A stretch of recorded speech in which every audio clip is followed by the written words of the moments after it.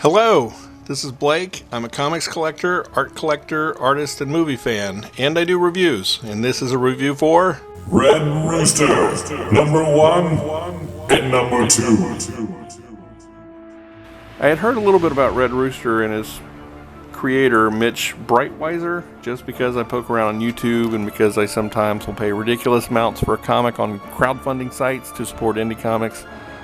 But I'm not here to recount any of that or analyze Breitweiser's path to getting his comics published. I don't know all of the facts anyway, so it isn't any good for me to say anything about it. But what I do know is that I was looking for this to appear in Wallace World a couple of months ago and couldn't find a copy within 200 miles. But yesterday, I was looking for a gift idea for a friend who was moving out of state. So sad. When I came across a display in the book section of one of the nearby Wally Worlds. That was a pleasant surprise, and I picked up a few of the titles on display, all from Breitweiser's company Allegiance, including the one I had been looking for. Red Rooster. First 2 issues, matter of fact. Judging the books by their covers, I can't say that I was impressed. I don't like the sketchy, unfinished look of either cover. It took me a while to realize that there were 2 biplanes in the background on issue number 1. In what looks to be some kind of dogfight. The logo looks small, unimportant, and half-assed, and that's something I know a little bit about. Also not a fan of the sketchy art style inside. It's not terrible, but it just doesn't appeal to me. I also don't like the selection of shots. Everything seems to be at arm's length. Even the close-ups look distant. With that being said, I do think that the art tells the story. In fact, I think Breitweiser gets just about everything else right. I like some of the character designs. The story, I believe, is set in the 30s, at least in flashback, but all of the stuff depicted in the 30s looks pretty spot on, from the cars to the clothing and costumes to the hairstyles and a lot of the little details.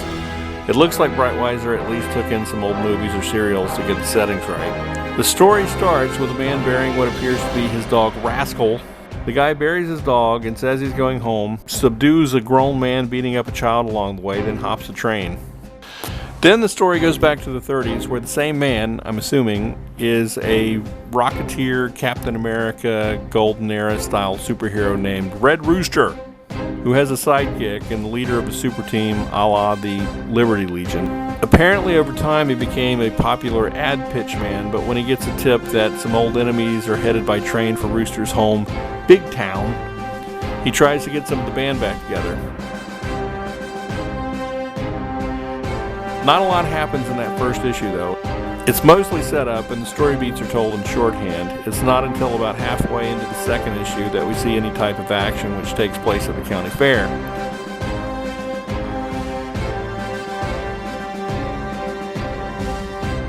That's fine, though. It's a slow burn and told in an old-fashioned sort of way until the last half of the second issue, where the events heat up quite literally.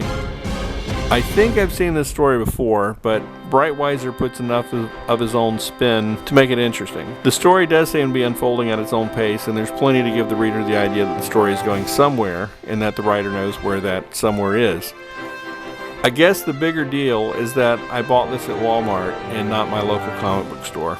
Many have said, or maybe just I've said for years, that in order to save the comic industry, that comics need to be sold at mainstream stores and not specialty shops, and need to be put in the hands of kids.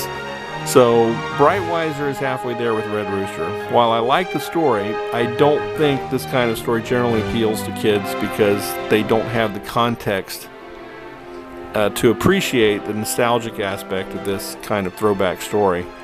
I'm not saying kids won't like this, I just think it appeals to adults who have a better handle on history and the serials of yesteryear.